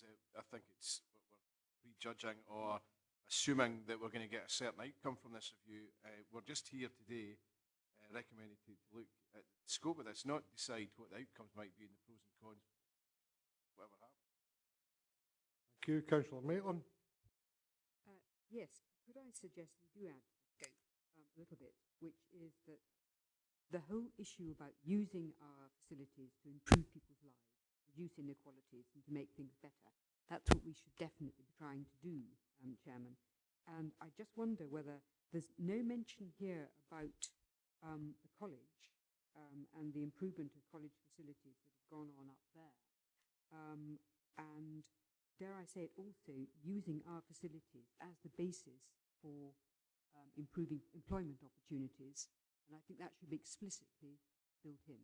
Learning and, modern apprenticeships, learning opportunities, workplace. I would like to make certain that that is explicit, because I think that's an important part of what we can do through these services. Sure, Mr. Davison noted those part of the remit. Councillor Marshall. Can I just give members a reassurance that we're not preempting the conclusion of this review, although there's a pretty clear steer from the way it's been written as to what would be the preferred option. What I am objecting to is a false statement within there, and I will move that we remove that last sentence. Dumfries and Galloway Council has never fully explored the benefits of an arm's length organisation in delivering services. That's incorrect. And really, last time we spent a lot of money on external consultants. It took over a year. If you look at the timescales for this service review, they're actually going to present back the fully consulted options, and remember, we're consulting with customers, etc., in 10 to 12 weeks' time. There's September, that's when they're coming back with all the options. So unless they've started the work already, we've got to learn from, the recent debacle with regards to the cluster working review, the learning town, and we're stating within here that we've got to report back fully on the options that have been presented in the 10 to 12 week period. That's surely not realistic. Insofar as the council estate is concerned, I'm sure Councillor Marshall is aware that ongoing work has been taking place at the council estate. The sports and leisure vision has been part of that review. So a lot of the groundwork, I would suggest, insofar as a leisure and sports strategy for the future is concerned, has been part of what work has already been carried out on the overall estate, formed a major part. So a great deal of the legwork there is done. Councillor Geddes. Thanks, Deputy Leader. I'll go back to the assurance you gave earlier on, in relation to the comments that were raised by Councillor Smith. I would like to see that, sir, incorporated into all future such reports, because I would have to say, in reading this report and the follow-on report, item 10, my conclusion was, in fact, that this was being effected, if not totally, to a significantly great extent, by the desired effect of budgetary savings. Now, I accept the challenging financial circumstances in which we live, and I accept that, only a fool would, ignore, the savings implications. But I think we've got to hammer the point, and Councillor Maitland alluded to it also, make sure, in fact, that, this is basically, there is a balance to be struck, but it's basically about qualitative aspects and enhancement, and offering better, as it were, for the people who are charged with serving and representing. And I know that Mr. Reeves in paragraph 3 has talked about considerations, Deputy Leader, but I would like to see, a particular slant in future such reports, indicating just exactly what we've agreed today, and highlighting the qualitative aspect of it. I think that provides reassurance. Working smarter with the estate that we have. Councillor Carruthers. Thanks. Getting back very briefly with regards to members fully explored the trust.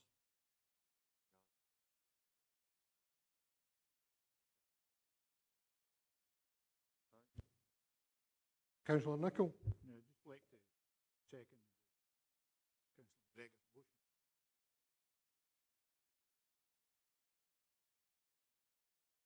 with incorporating the recommendations from Councillor Maitland? Councillor Smith? Councillor Marshall? Yeah, I mean, I'm not disagreeing with the actual recommendation about the scope. I'm just moving that we remove what, in my opinion, is a false statement, which is that sentence. Thank you. Thank you, Chair. Maybe Mr. Councillor Marshall would be happy if we underlined and put in bold, fully explored, and that would answer. Thank you. Councillor Dick? My point entirely.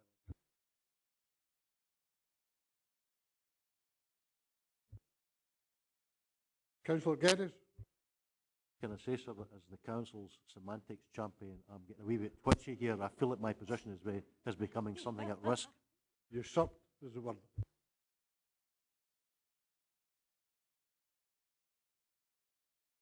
Okay, are we agreed to the scope of the review incorporating the additions that Councillor Maitland agreed? Thank you.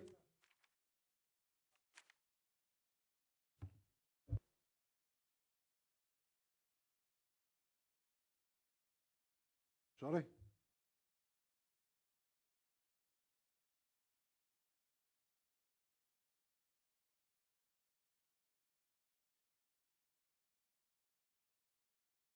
I don't see it. There's any purpose to serve in arguing over that point, Councillor Marshall. Members are after that. Move on and get business. Okay, thank you. Moving on to item 10 on the agenda, service review, culture review. Again, Mr. Greaveson. Thank you, Chair. Nothing really to add to the report. Just one slight error or something that's missing on page 72 of 94. Stewartry Museum should also be on that list, Chair. My apologies. Perhaps for clarity, Wigton County Buildings, we're only talking about the museum, not the rest of the facility. With that, Chair, happy to take a question. Councillor Smith. It's primarily in terms of the future. I mean, these reviews obviously are going to look at savings, and I think the majority of savings are not going to, frankly, be delivered in 2013-14 or even 14-15. But the review is very much here focused on the facilities that are owned and run by the council. It does have a kind of passing reference to the stuff that we commission. It's always been a kind of concern of mine that we don't really scrutinise enough of what we commission. I mean, we've commissioned things that frankly, members here have no idea what the money's actually being spent on. And the commissions and arts obviously run out in March 2015, and we'll still be looking at making significant savings in that year. I presume we'll be returning to the commissions before they run out in March 2015, and we'll be going through exactly the same process in relation to the commissions that we're going through in relation to the facilities that the council currently own and run. Mr. Haswell. Can I give Councillor? Do you need to review? Thank you. I would suggest that they were all signed up to the budget process, and within that, key review all aspects and practices of the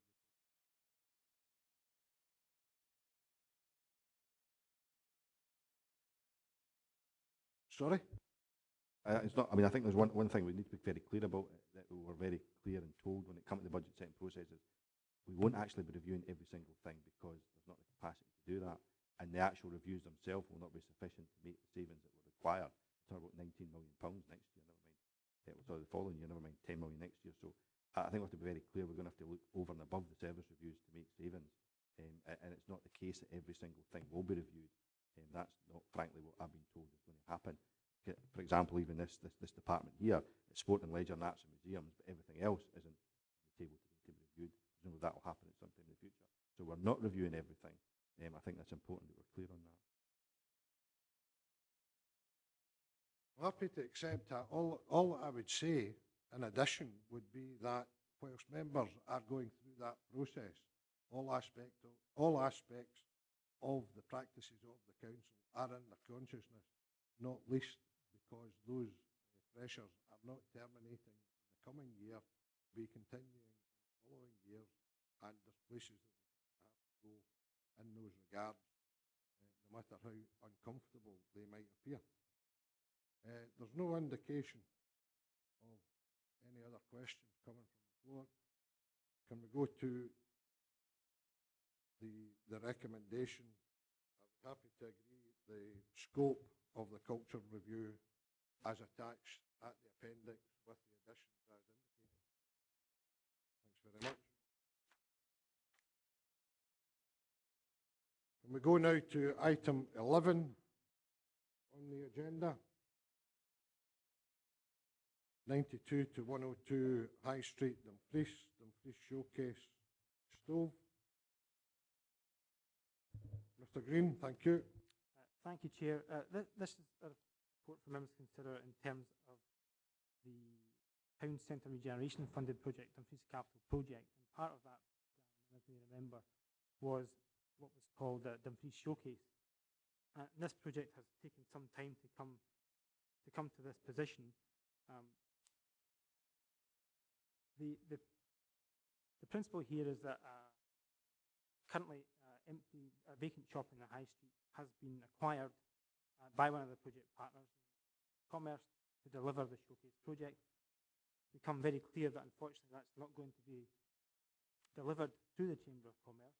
An opportunity here for the Council, working with the arts group known as the Stove Network, to come together to take the building into initially council ownership, complete refurbishment works that are required.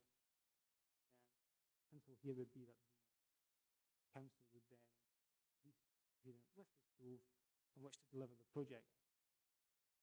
That direction would allow us to complete the terms of the Scottish Government's grant, which has bought the building. And the report we have before you today, members, is to seek approval to enter into the property transaction. Thanks very much. Any members, any questions? No questions? Good. Councillor Smith. I mean, one of the issues with PH&E is that very often we're told about the capacity problems every time we try to get a project taken forward, but there appears to be capacity to bail projects out, which appears to have been the case here. I mean, I think if you look back, there were real problems with the Town Centre Regeneration Fund from the Scottish Government because you were basically given 30 days to apply and then you had to spend it by a particular period of time. And I think, frankly, that criteria is coming back to haunt the council. We seem to, frankly, own more buildings now in the High Street than the government owns banks at the moment because we seem to be bailing things out. We bought Baker's Oven, which the theory of that at the time was that it would open up the area behind Baker's Oven for some sort of development, and that would be the entrance. But actually, frankly, that's not realistically going to happen. So we now own a shop in the High Street. We're now going to own yet another shop because another bid to the Town Centre Regeneration Fund nationally, frankly, hasn't worked. And that looks to me as if the Chamber of Commerce are just basically passing the buck to the council. And we could end up with a building that, frankly, could cause us difficulties in years to come if this particular project isn't successful. I mean, I haven't seen the business plan. We've been asked to put money into something without seeing the business plan, and that concerns me slightly. If the business plan was so robust, then you have to ask why it's taking so long to get this project anywhere near remotely off the ground. So I'm concerned about that. I really would hate in 6 or 7 months' time, a year's time, that we suddenly get a report asking for revenue funding for this particular project. We can say, oh, we don't anticipate that. Well, we didn't anticipate this when the Chamber of Commerce put a bid in for government funding as well. This is £82,000 that's going to come from projects that are already happening in Dumfries Town Centre and potential projects that could happen in Dumfries Town Centre, and I'm concerned about that money suddenly being rerouted in something that, frankly, hasn't worked so far. So I'm really concerned about the direction of travel we're taking here. I would like to know what projects took place last year using the particular pot of money that we have, the current budget, that are not taking place, that suddenly has miraculously released this funding within existing budgets. I'm also like to know, will we get to see this business plan, and are we absolutely clear that it's a robust business plan and we're not going to basically be looking to bail this out continuously? I'd like to know why the funding is coming from the particular pot of money, and things like DDA compliance funds, which we looked at in the previous report, talked about an underspend there. why are we not using that in order to actually bring this, if we take ownership of this building, why is it not going to come out of the budget we've already set aside that's underspent for DDA compliance? Why does it have to come out of the town centre projects? Thank you. Mr. Green? In terms of the budget allocation, that this funding has not replaced other activities. Funding that was not allocated and has been allocated within the Economic Development Service revenue budget for the coming year. So nothing has stopped happening there. In terms of the DDA compliance issue and funding, happy to look at that. The opportunities within that, members are reminded, and certainly any funding that could speed up in that respect would in effect be available to go back into other town centre activity. This is a project that has been a long time coming.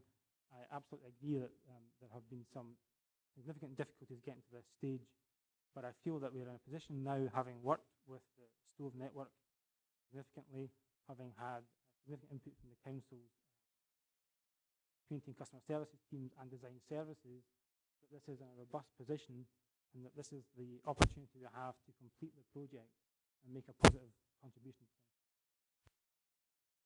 Thank you. Councillor Smith? I mean, the reason why the money hasn't been allocated is because the council hasn't agreed the budget for next year. The service committee's never even seen the budget, frankly, for PH&E for the forthcoming year, never mind agreed it. So, of course, anything's been allocated to next year as far as I can see. So I certainly haven't seen a budget. So it's a wee bit kind of false to say this money hasn't been allocated. That's because you're choosing to allocate it to this. And no committee has ever agreed what the budget is going to be for Dumfries Town Centre or any other economic development project for the forthcoming year. That report hasn't came to PH&E yet. It's not going to come in June because the meeting was cancelled. Presumably it's going to come in July, and then that committee will determine how it's going to allocate its budget. But we are actually preempting that decision today by allocating its budget for them, and that's what concerns me, is where this money is actually coming from. That we're basically making a decision today that imposes that particular option on another committee. Thank you. Mr. Green? I'm not aware that the revenue budget will be coming to PH&E committee for consideration. In that respect, certainly we've built this into our discretionary budget within the service, accommodate this sum of money. More than happy to bring something back to the new committee if members would like in terms of funding for this. Certainly, I do think, again, that we have an opportunity here to complete this project. Without the council intervention, that clearly will not happen. Governance advice, that my understanding, we agreed a budget setting process at the first stage would be that information would come to service committees in the next few months, where the service committees would be asked to agree the budget for the forthcoming year and any changes they wish to make. And at that meeting, we'd also agree the service reviews that were taking place. Basically now being told that the committees won't agree any budgets for any departments. That seems to be a big change from what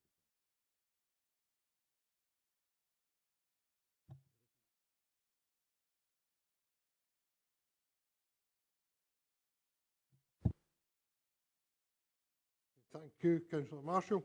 Yeah, I think the main issue I have as well is with regards to the sustainability of the project. I know that we've actually committed to it, and this is to ask for additional funds from the council. But I mean, I think the request for a business plan on this organisation is a reasonable request, and I can't understand why we don't have a business plan here to ensure that this is a sustainable project. I think as well that I take it with the amount of funding, with additional funding that we're going to put into this, there'll be some sort of service level agreement entered into with the Stove, or is it this one-off capital costs? But my concern is, it didn't say within the report as well the ongoing interface with the council arts officers, so whether or not there's someone on the board, etc., from the council, etc. So there's a lack of detail here, and we've been asked to sanction £82,000. Mr. Green? I think very clearly we've stated in the report we're going to enter into a commission with the Stove, and that will be managed via colleagues in community services, arts division, and this links very strongly into the Chamber of Art and other activities in that regard.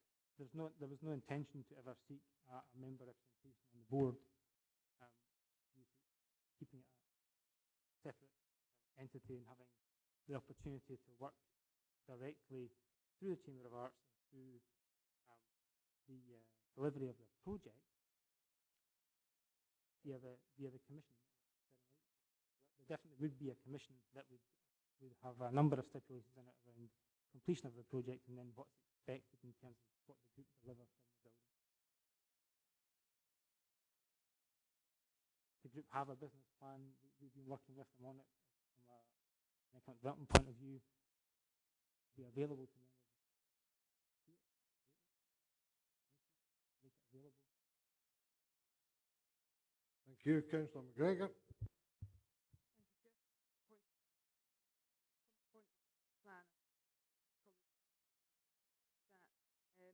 I dislike projects like we did it last year, not what we're going to get.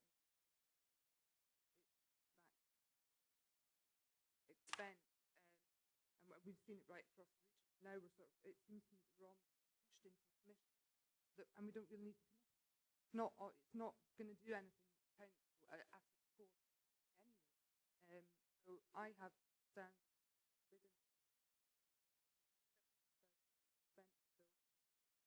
80 odd thousand a year cost of council, something we actually get anyway. But to get this organisation building, I can understand the rationale, but I hope like back. That's not what we're not cause.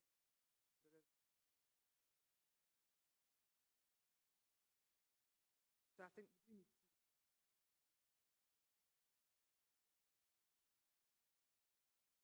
of us not first, because I don't know whether we'll end up with time to have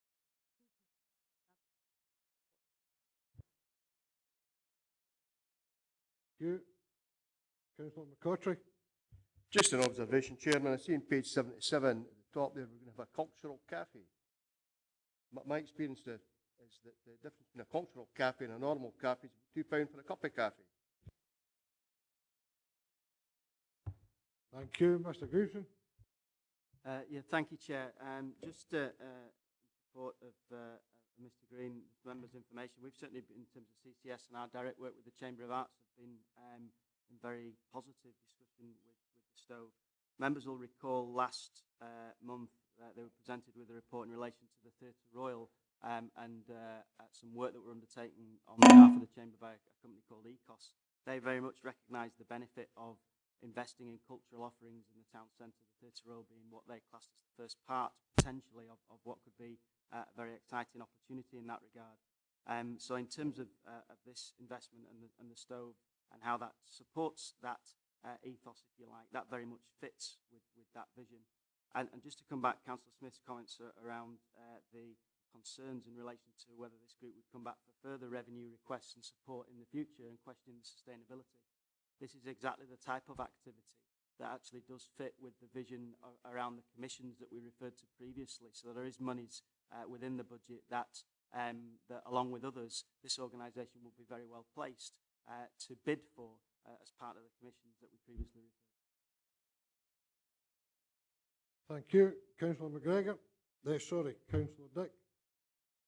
Yeah, that thing, the last explanation's helpful. Can I just ask in 4.3, in terms of risk assessment, the grant recipient of the council is required to ensure the project is completed or maybe at risk of being required to repay a portion of the grant funding. So what exactly does that mean in time terms? I mean, if we delay it for another month to have a good look at the business plan before we make a decision at a future P&R committee, do we lose it? What are the timescales involved? What is the exact extent of the risk? Mr. Green. No specific risk in terms of delay of a month. Clearly, the Scottish Government expect it to be delivered. It hasn't been delivered. What's very clear in my mind is if you not deliver, because it's not delivered, then the council, as grant recipient, we have a significant having to dispose of the building and pay back funding. The risk we've assessed property services is that the value it was bought at, value we sell it at, thing. there are significant risks there. But in terms of coming back in a future committee, I don't believe there's a risk at all.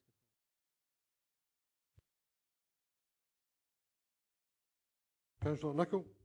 Yeah, I mean, I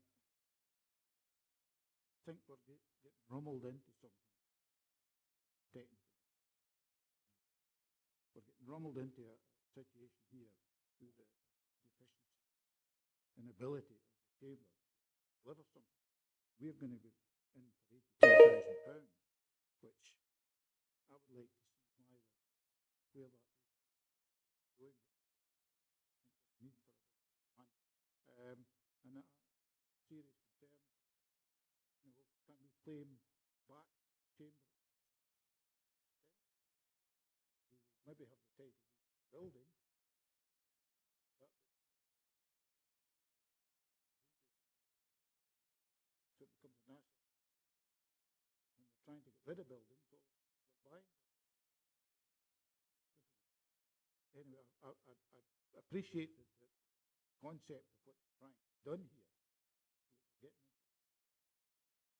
Not comfortably.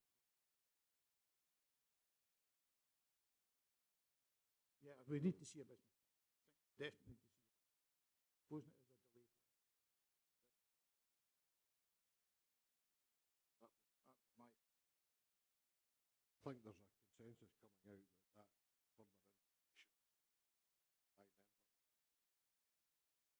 by members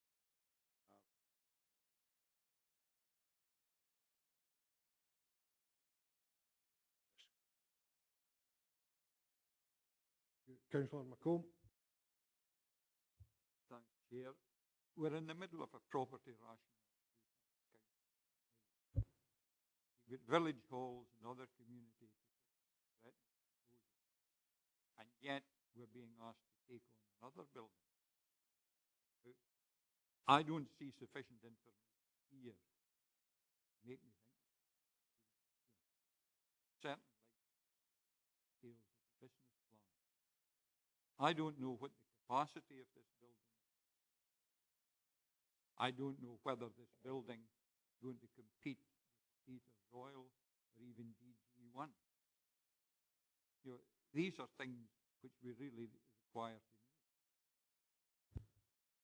Thank you. Can I assume that we're agreed that we'll request a report back to the next P&R with the full business plan and business case presented?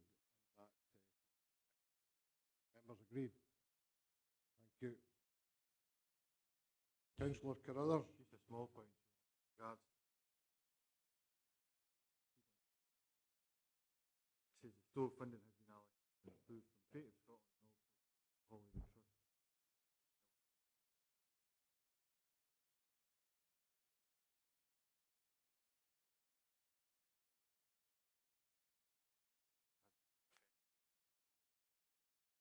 That's the assurance that Mr. Green gave us. Okay, thank you. Can we move on to item 12 on the agenda? Lisa, the former Glengar Primary School, Canonby. Mr. Haswell. Deputy Leader, can I say that since this report was written, it has been the subject of a challenge, and I would not want members to take a decision. I am withdrawing the report for 1 month to look at the legal challenge which has been received. You are not being asked to defer consideration of this report. I am withdrawing it. Thank you. Thank you. Item 14 on the agenda, Local Government Scotland Act 1973. Move to ask any members of the public be excluded to adopt the resolution. Para 12 of Part 1 of Schedule 7A to Government Scotland Act. Councillor Lever. Can I ask why in her third private? There's no individual identity. Someone's actually on page 17 of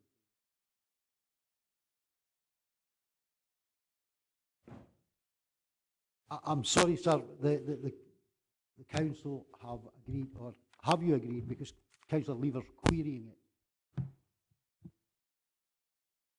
it. Councillor Lever, maybe I can respond to that request. I can only make a recommendation to you. It's your decision. What I'm saying to you is that a number of these issues are subject to legal cases. They're currently in court. We are recommending to members that they take certain courses of action which may affect those court cases and which, in my view, if become known to your potential adversaries, may not be beneficial to you in any future cases. This is a legal matter. This is not a social work matter.